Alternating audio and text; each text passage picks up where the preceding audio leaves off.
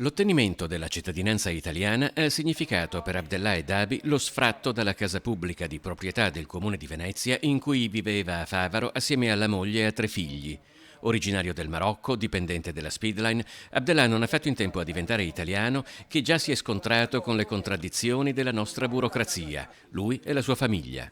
Loro sono alloggiati come immigrati con permesso di soggiorno, ma Abdellah ha ottenuto la cittadinanza italiana e quindi decade dal diritto all'appartamento. Nel frattempo la graduatoria ATER a cui lui ha partecipato nel 2019 va troppo a rilento, quindi non c'è la speranza di un'assegnazione a breve termine e quindi lui sostanzialmente si trova nella paradossale situazione di aver ottenuto la cittadinanza italiana ma di essere buttato fuori casa, con 3 figli di cui 2 minorenni con una disabilità.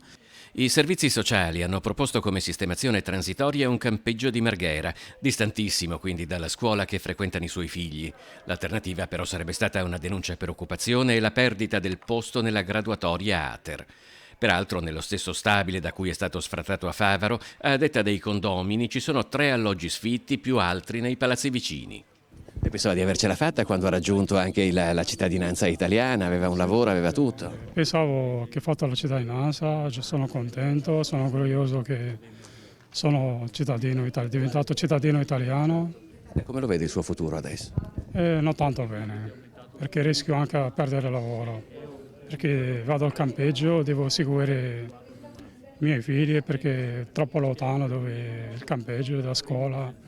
Ci sono 2 minorenni, devo accompagnarli e mia moglie fa difficoltà a muoversi, è un problema grosso.